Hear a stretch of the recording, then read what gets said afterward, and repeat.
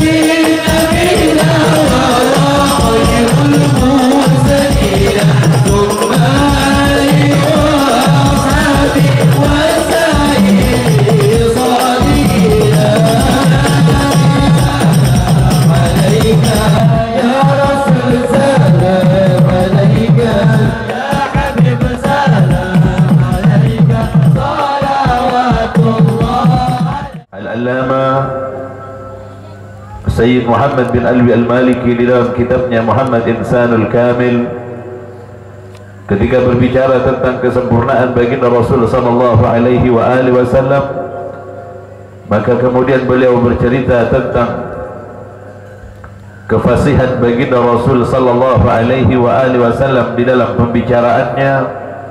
Begitu juga di dalam tata bahasa yang dikeluarkan oleh baginda Rasul. Sedangkan baginda Rasul sallallahu alaihi wasallam dikenal dengan seorang nabi yang ummi, yang tidak pernah membaca dan tidak pernah menulis. Maka inilah yang kemudian menjadikan kekaguman kita kepada baginda Rasul sallallahu alaihi wasallam akan kesempurnaan bahasa yang digunakan oleh baginda Rasul, padahal baginda Rasul belum pernah membaca dan belum pernah menulis. Setelah disebutkan kemarin bagaimana keindahan kata-kata baginda Rasul sallallahu alaihi wasallam yang kemudian dikenal dengan jawami'ul kalim, kalimatnya singkat akan tetapi memiliki pemahaman yang luas.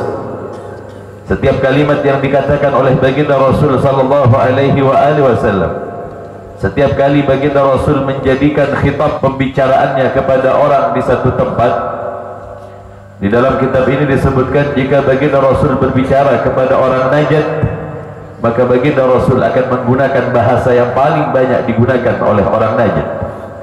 Ketika baginda Rasul berbicara kepada orang-orang Yaman yang berasal dari negeri Hadramut, maka baginda Rasul akan berbicara dengan bahasa yang dipahami oleh mereka, sedangkan sebagian di antara orang-orang Arab tak ada yang paham. Padahal baginda Rasul belum pernah mengunjungi daerah-daerah itu, baginda Rasul sallallahu alaihi wasallam belum pernah sampai ke daerah itu. Terkadang baginda Rasul sallallahu alaihi wasallam berbahasa yang sama dengan orang Arab yang berada di pedalaman. Terkadang baginda Rasul sallallahu alaihi wasallam menguasai juga bahasa yang digunakan oleh beberapa orang yang menggunakan beberapa huruf dengan dibaca dengan hanya satu huruf saja. Sebagaimana orang-orang himyar yang membaca huruf alif dan lam dengan alif dan lam dibaca dengan huruf mim. Maka baginda Rasul ketika ditanya oleh mereka, baginda Rasul menjawab dengan bahasa mereka. Menguasai baginda Rasul sallallahu alaihi wasallam apa yang mereka katakan. Kemudian beberapa ulama yang memiliki keahlian di dalam ilmu balaghah juga mengatakan bahwa di dalam setiap perkataan baginda Rasul memiliki tata bahasa yang indah, yang seolah-olah bukan berasal dari orang yang tak terpelajar, akan tetapi kepada orang yang memiliki keilmuan yang mumpuni di dalam ilmu bahasa. Heran orang dak kata Rasul nikah, padahal baginda Rasul belum pernah membaca dan belum pernah menulis. Dimin agar dia ia saya sebut ilmu tuangan dari Allah Subhanahu wa ta'ala, ilmu yang dituangkan oleh Allah Subhanahu wa ta'ala kepada baginda Rasul sallallahu alaihi wasallam. Kemudian beliau meneruskan, wa nadhkur jumlatan salihah min dhalika tabarrukan bi kalamihi sallallahu alaihi wasallam. Kami akan menyebutkan beberapa jumlah kalimat sebagai bentuk tabarrukan kami kepada baginda Rasul sallallahu alaihi wasallam, kalimat-kalimat yang indah yang berasal dari baginda Rasul sallallahu alaihi wasallam. Sebagaimana di dalam sebuah hadis disebutkan, innamal a'malu binniyat, segala perbuatan ditentukan oleh niat. Napa apa saya kalau kau bersampian itu kau kinat. Meski kalau kuat kaya ibadah, tapi untuk bersampian kalau berniat saya tak bagus, maka amal ibadah kelak kaya tak ada artinya ya junan daripada Allah Subhanahu wa taala. Umpamanya kelakuan gelak kaya kelakuan saya tak bagus, namun kemudian dibungkus dengan niatan yang bagus, kaya juga tak oleh babon apa yang oleh karena tak ada manfaat yang disampaikan di dalam perbuatan tadi. Naudzubillah wal iyadzubillah, meski tak sempurna setong amal saya bagus, tapi karena niat maka niat gelak kaya akan lebih bagus saja. Sabun ada berdoa salah nang dalam niat gelak kaya salah, meski 40 tahun itu tidak ada pandangan. Meski orang gelak kaya ibadah atau 1 tahun, tapi lopok nang dalam niat ada guna orang gelak kaya nang dalam ibadah nak gelak tak oleh apa-apa. Naudzubillah wal iyadzubillah. Juga nang dalam riwayat selain baginda Rasul menyebutkan, laisa lil amil min amalihi illa ma nawah. Tidak tersisa dari apa yang diperbuat oleh seseorang itu kecuali apa yang diniatkan. Jika baik niatannya, maka ia mendapatkan kebaikan di dalam niat. Tetapi jika ia tidak meniatkan sesuatu dengan kebaikan, maka tak ada guna, tak ada artinya sebuah amal jika diperbuat tanpa ada niatan yang baik. Niatul mu'min khairun min amalih. Niat seorang mukmin jauh lebih bagus daripada amalnya. Tetapi setiap amal itu ditentukan oleh satu perbuatan yang mendasari tentang apa yang dia kerjakan. Bagaimana apa? Umpamanya sampai niat haji, membela niat lolo sampai, agak penting bisa. Tapi beda salah satu tentang serius sesepian bergaula, enalekan hendak melakukan ibadah. Bagaimana apa? Kita paling tenang, bukan dulu meskipun kita oleh sakon. Tapi paling tidak itulah yang dihitung oleh Allah Subhanahu Wa Taala. Sebuah itu dihitung dari badan setong pendukung bahwa orang ini adalah berniat betul-betul untuk melakukan ibadah tadi. Biar berak niat haji, mulanya masuk bulan haji niat sampai. Kenapa kau oleh ibadah haji? Kedek ku Allah Taala niat segala kayak sampai nak kerja nak berapa? Umpama nampian buat badan sampai nabung gila masih kata cokok masih jauh kayak diibit Allah Subhanahu Wa Taala niat sampai pada ibadah. Juga dan ini dalam perkataan pun baginda Rasul sallallahu alaihi wasallam, ya khailallah irkabi, wahai kuda Allah tunggangilah, wahai kuda Allah tunggangilah. Kalimat bahasa Indonesia apa debat kaya. Sebenarnya kalimat ini ada di beberapa asbabul wurud hadis. Asbabul wurud hadis kaya asbab karena sebab baginda Rasul berkata demikian. Dalam riwayat salah satu sahabat yang mana Hanzalah bin Abi Amir. Hanzalah bin Abi Amir di waktu perang Uhud nikah ki buru akabin. Hanzalah kaya buru akabin. Malam sebelum esoknya akan berangkat ke medan perang, Hanzalah kaya buru akabin. Engkana kita mandi dalam keadaan junub, temu mereng suara yang mengatakan ya hailallah irkabi. Maka ia kemudian keluar tanpa mandi terlebih dahulu dari junub gak ia pas lompat jalan keluar terus menyambut datangnya musuh-musuh Allah membela baginda Rasul. Maka Hanzalah yang dalam riwayat adalah seorang sahabat yang dimandikan oleh malaikat ketika dia mati dalam keadaan junub. Kalimat kaya maksudnya apa? Wah, para pengendara, orang yang berjalan di jalan Allah Subhanahu Wa Taala, tunggangilah kendaraan. Jadi kalimat dari Rasul seolah-olah singkatnya perkataan baginda Rasul, tetapi dipahami.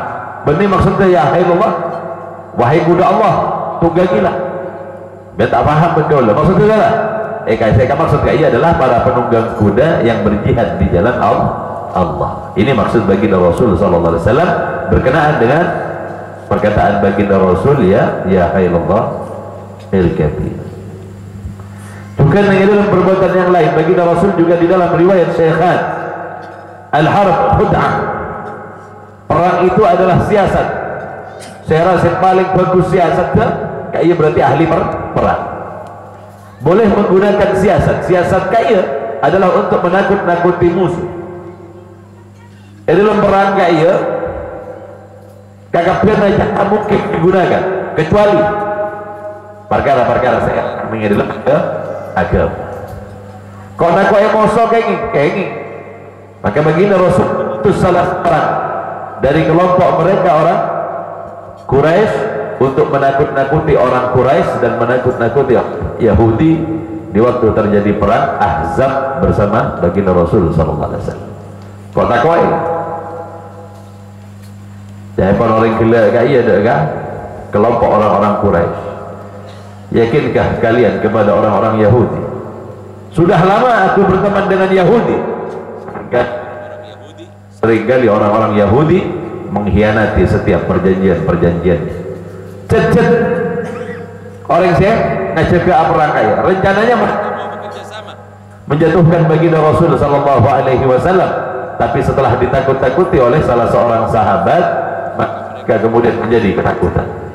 Karena dalam riwayat selain sahabat gila kaya biasa main ke orang Yahudi, betul pada ke orang Yahudi pas ngocak iya mana tolong bana benek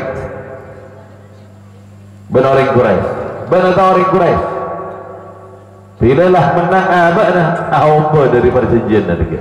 Jadi orang Quraisy betul lah kalau takut pada benek iya pada cet-cet kedua saya situng takok saya akan cabut Quraisy saya kaya tak bangal kalau biasanya orang Yahudi ini kan biasa menghindari atau tidak menepati janjinya juga nah orang gila kaya kau takut orang Yahudi kau takut ibn orang Quraisy kaya khud'ahnya mana kaya saya sebut kalaban siasat dalam perang juga begitu Rasul sallallahu alaihi wasallam begitu juga begitu Rasul pernah berkata iyyakum wa hadra ad-diman al-mar'atu al-hasna fi manbat as-su' berhati-hatilah engkau terhadap hadra itu hijau, ad-diman itu ba'r nega jalatok kotoran sapi kotoran on jalatok kotoran laut tanah banyak mana sobong kan jadi pengabad bahasa Madura kenapa maksud itu Rasul berhati-hatilah engkau terhadap hadra kayak hijau sebenarnya hijaunya kotoran onta. Kenapa saya kata kok sampai dari kotoran onta bau nasi mereka kalimat baginda Rasul maksudnya apa al-mar'atul hasna seorang perempuan yang cantik fi manbatis su yang tumbuh di lingkungan yang buruk bersabar saya menagabina bersabar mana pilih dalam riwayat yang lain disebutkan pendapat para ulama menyebutkan nas tete dari orang berbini serobana ratin tapi nasab juga nasabnya nggak bagus atau dia berasal dari hubungan yang tidak didasari atas pernikahan. Naudzubillah wa iyadzubillah. Saya tidak agak benda iya bukan apa itu sih mau cari nas teteh tidak sampai bergaul kaya agak berbini saya pada kaya tumbuh di lingkungan yang buruk apa ngaruh saja mana bisa lihat baca dengan dalam satu kitab sebut lagi ada seorang penceramah hebat mun acara kayak orang kakak pernah lagu ngedingat tapi lambak pernah epatorok kasih tuh ring saya ampokat kedua ampokat tumbak tuh tina jalan benibu naga epatorok kan begini katon dua gila kaya karena tepakna kaya pelkak nak gini gila kaya sesuai berbini gila nyosol deka berbini sih biasa tatedung bisa koni kadang sambil mapak tatedung sambil ada orang buat tatedung umpamana berarti lalu kabila acara tempat acara mana acara sampo tatedung yang mimbar tapi orang sih dengan ceramah menceramah nyaman kayak ampo tatedung khotibra kayak juga mempengaruhi mana bitisu tempat-tempat tubuhnya keburukan sampai andi pemahaman saya tak bagus tentang para nabi karena rata-rata setiap para nabi Allah jaga nasabnya dan rata-rata mereka berasal dari perkawinan yang disahkan oleh Allah subhanahu wa ta'ala. Tak ada cara nabi kayak dari situ orang bini saya tak ada jaga nasab dari abah saya bagus dari ibu saya bagus bahkan para nabi mustahil bagi dia berasal dari ayah dan ibu yang melakukan perbuatan yang dilarang oleh Allah subhanahu wa ta'ala. Sampai bergaul adik pemahaman pada pemahaman orang-orang Yahudi yang mengatakan bahwa pernah ada seorang perempuan yang tidak baik berbini saya coba dengan dalam kelakuan nakila kaya andi anak petok nabi nah Yahudi ini kan mon para nabi kan rojek nabi kemudian mainan dengan dalam caca karena mereka membantai ratusan dalam riwayat ribuan para nabi yang mereka bantai yang mereka bunuh bagi mereka pajen antara nabi manusia biasa kaya pada. Sebab kaya orang-orang Yahudi tidak mempercayai adanya ismah. Ismah itu keterpeliharaan para nabi dari berbuat dosa. Ismatul anbiya. Ismah dari para nabi wajib. Tak ada jabatan nabi yang kebetusa. Ismah kepada para nabi terjaganya ayah dan ibu. Ini keyakinan Islam. Ini keyakinan wabil khusus seneku dak kaya ahli sunnah wal jamaah. Sebagian di antara madhab-madhab sebab kaya tak martaja dak ka ismatul anbiya. Mereka tidak percaya akan keterpeliharaannya nabi. Mengakaya kepada apa Allah Taala men? Inna Allah astafa Adam wa Nuhan wa ala Ibrahim wa ala Imran ala alamin. Menepel Allah Ta'ala berarti salam meleh Allah Ta'ala. Kenapa Allah Ta'ala meleh dak ka orang si makun bisa kebetusan. Naudzubillah wal iyadzubillah. Ketika Allah memilih maka ia adalah yang terbaik dari segala sesuatu yang baik dari ayah dan ibu yang baik. Kaya kira apa? Makin umpamanya tanya agina ben sampean.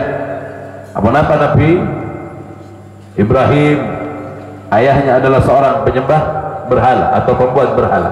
Naudzubillah wal iyadzubillah dari pembicaraan yang demikian karena banyaknya mereka tak memahami Al-Quran. Lopot mereka. Karena makna abah di dalam Al-Quran tidak hanya bermakna ayah, akan tetapi kadang juga bermakna paman dari sebelah ibu atau paman dari sebelah ayah. Sehingga tak pada nih kata. Naudzubillah wal iyadzubillah tudingan kepada mereka para nabi yang memiliki ayah dan ibu. Engkau nak kocak masuk dek ke neraka. Naudzubillah wal iyadzubillah.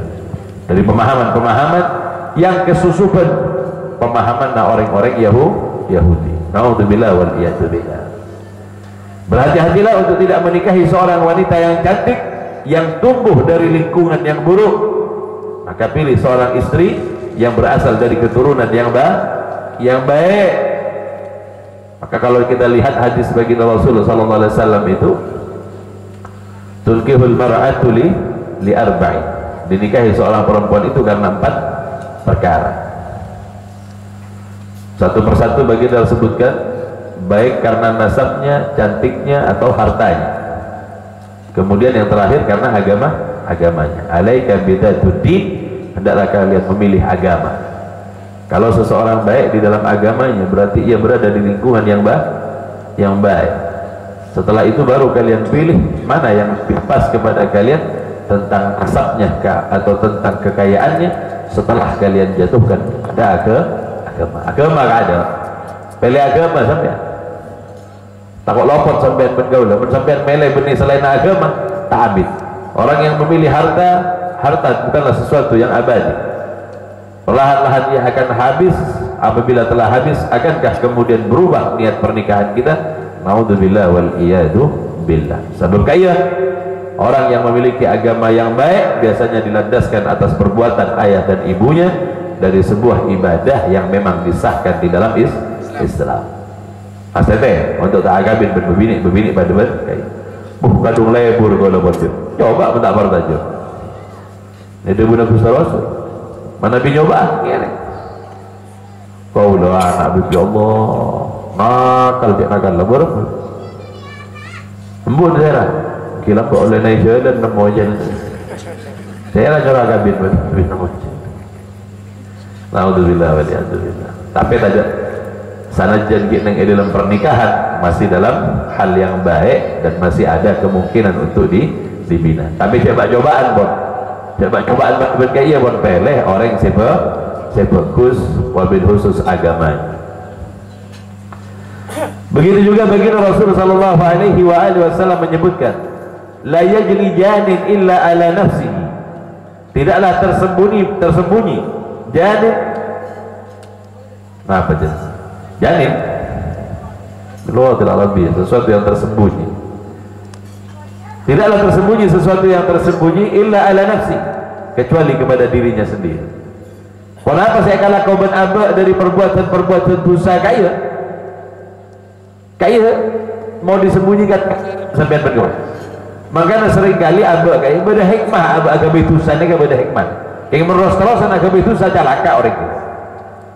Hikmah apa? Enalekana hikmah abak mari agama dosa kaya sampean bisa ngokor abak ben orang lain. Enggak sampean pas tak anda ngokor orang lain, betul sampean oning sampean berdola itu dosa. Bila orang di dosa sampean pas ngocak, duh, sengkok dosa lebih raja kata itu sendiri. Jangan sanalan kita enggak salah orang sampean bergaul benih manusia sempurna, sampean benih nabi bergaul. Enggak mana sampean ndak mensampean kaya ongku gelem gak perkara-perkara yang demikian itu artinya banyak menghitung tentang kesalahan diri, maka Allah Subhanahu wa taala ngapura ada ke orang-orang pada benkai. Oning sampean bergaul ada ke kesalahan kita. Kita tahu bahwa yang paling tahu adalah kita di dalam menyembunyikan kesalahan. Ontong ben pangeran tak buka, menebuka ben pangeran ke kamar sampean bergaul. Ingin disebut lagi ya jamil sitr. Wahai zat yang indah yang menyembunyikan kesalahan hambanya. Sampai kata berak ngabis zahir, tapi sampai tak oning napa saya kalah kau ben orang gila kaya. Tapi kalau ben husnudon natusan sampean gila kaya, pola napa natusan sampean sehingga sampean emok bentusan sampean tak perlu emok bentusan orang. Satu bentar orang menyembunyikan dosa tadi, Allah adalah zat yang maha tahu dan ia adalah orang yang tahu tentang kesalahan.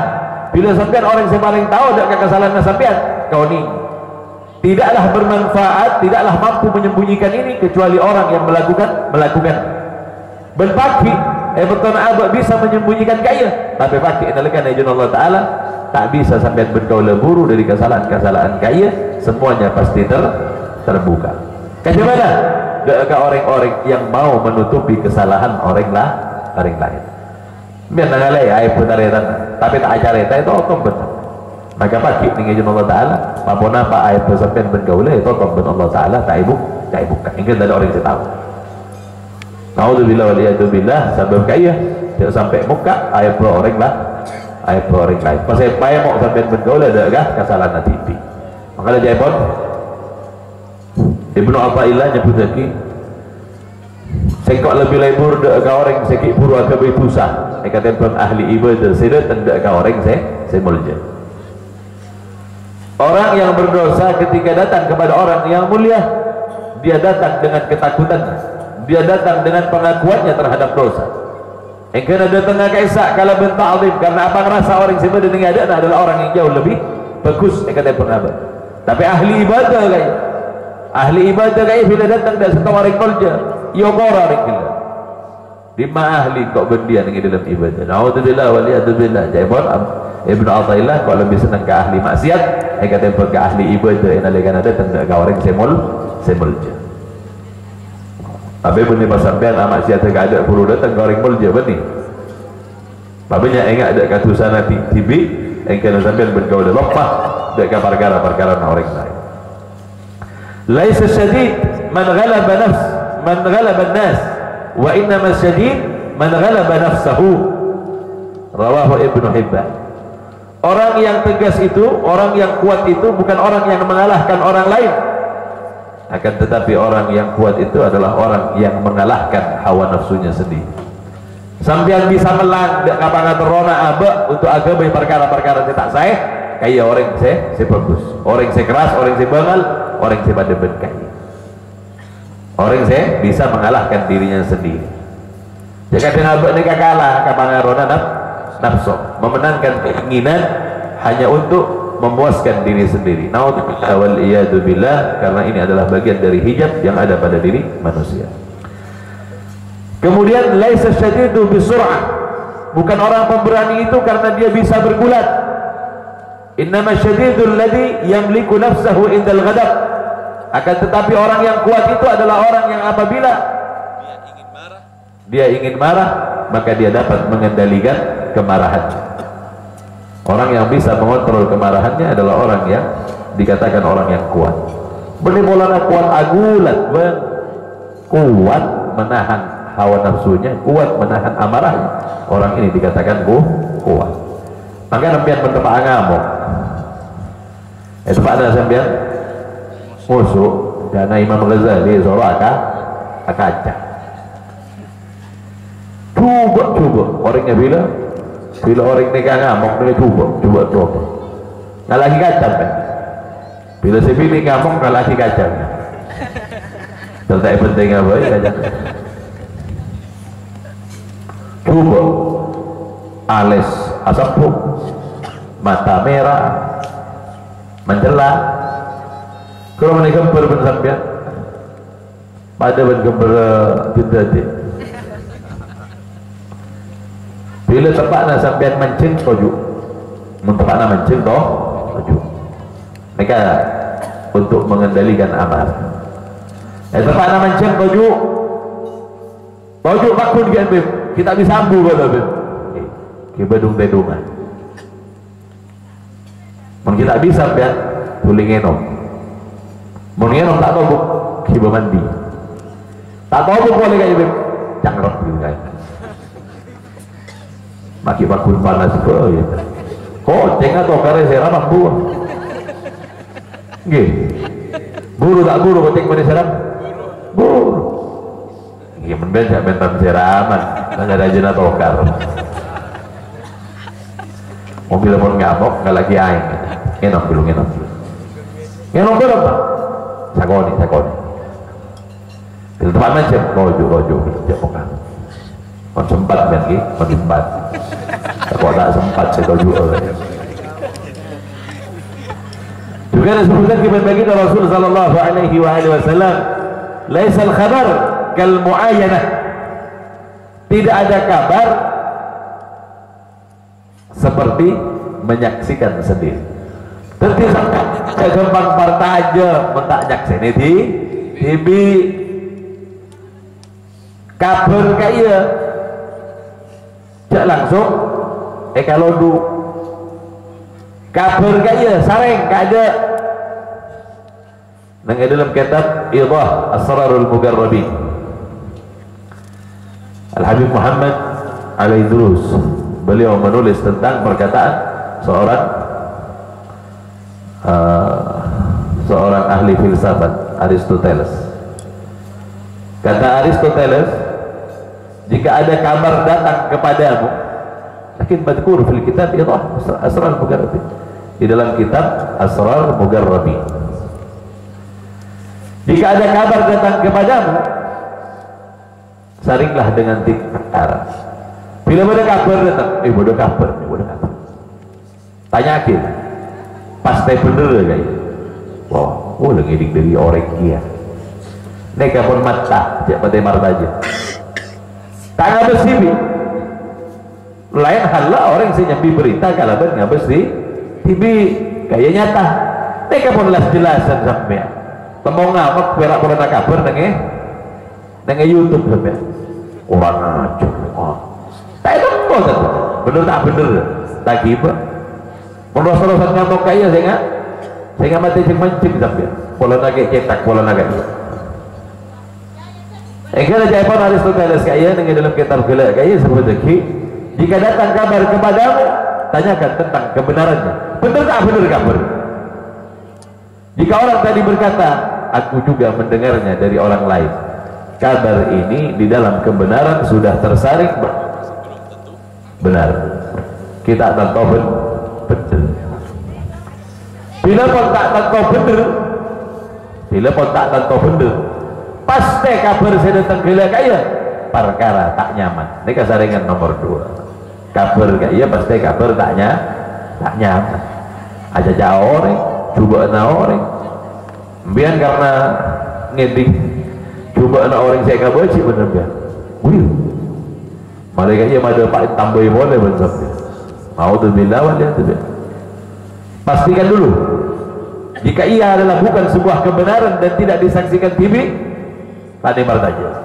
Sampun kaya sampai bisa pastiin. Kenapa boleh? Bahwa kabar itu adalah tentang sesuatu yang tidak enak, sesuatu yang buruk, berkenaan dengan keburukan orang lain.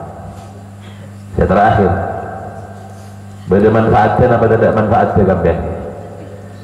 Beda kabar tak bener. Saya kaca juga orang.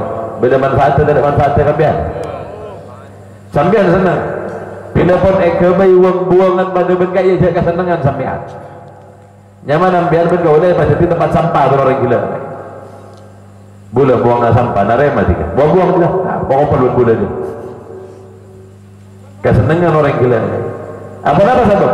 Takok ada dekat bila sampean pas atau mau ben orang saya ka maksud saya ka carita gila kaya sampean pas nangale pas sampean andik cuba sangka ada ka orang gila kaya. Naudzubillah wal iyadu billah.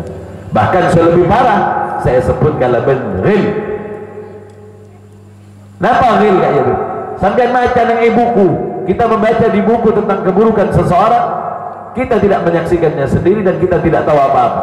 Ada seseorang ngasih informasi tentang buruknya seorang penguasa atau siapa saja, dan kita termakan oleh bacaan ini, maka kemudian kita pun ikut menjelek-jelekkannya. Naudzubillah wa iyadzubillah, itu ghil.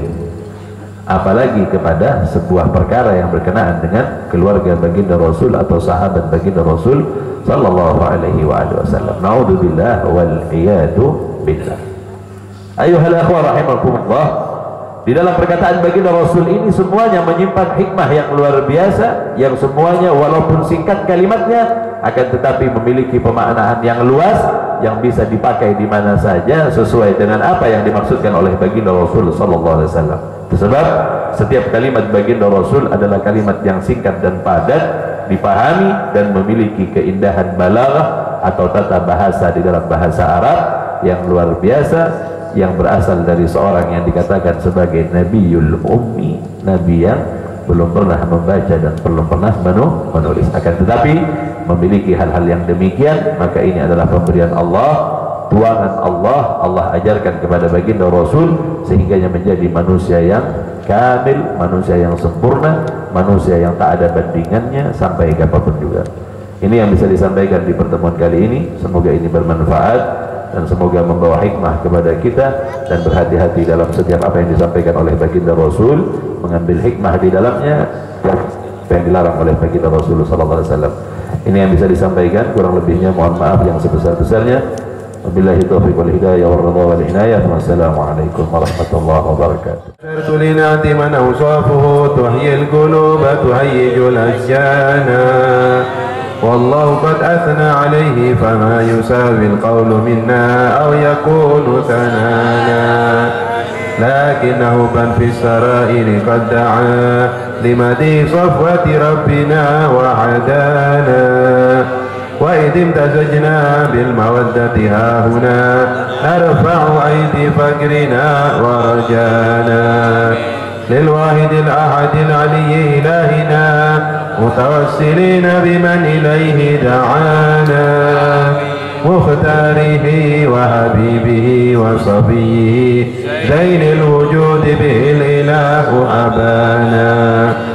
يا ربنا يا ربنا يا ربنا بالمصطفى اقبلنا أجب دعوانا، أنت لنا يا ذكرنا في هذه الدنيا وفي أخرانا، أصلح لنا الأحوال واغفر ذنبنا ولا تؤاخذ ربي إن أخطانا، واسلك بنا في نهج طه المصطفى ثبت على قدم الحبيب خطانا، أرنا بفضل منك طلعة أحمد في بهجة عين الرضا ترعانا، واربط به في كل حال حبلنا وحبال من ودى ومن والانا، والمحسنين ومن أجاب نداءنا وذوي الحقوق وطالبا أوصانا،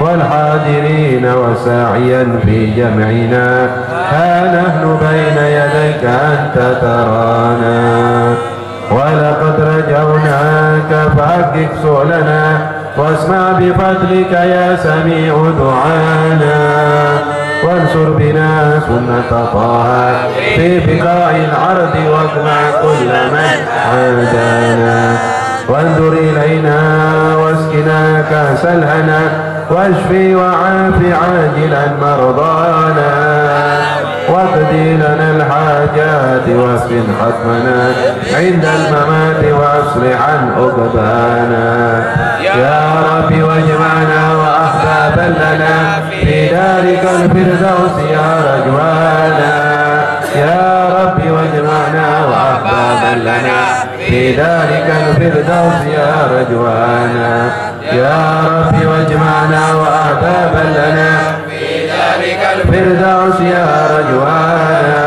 المصطفى صل عليه وآله ما حركت ريح الصبا أغصانا سبحان ربك رب العزة عما يصفون وسلام على المرسلين والحمد لله رب العالمين. الصلاة والسلام عليك يا سيد المرسلين، الصلاة والسلام عليك يا خاتم النبيين، الصلاة والسلام عليك يا من أرسلك الله رحمة للعالمين. ورضي الله تعالى عن أصحاب رسول الله أجمعين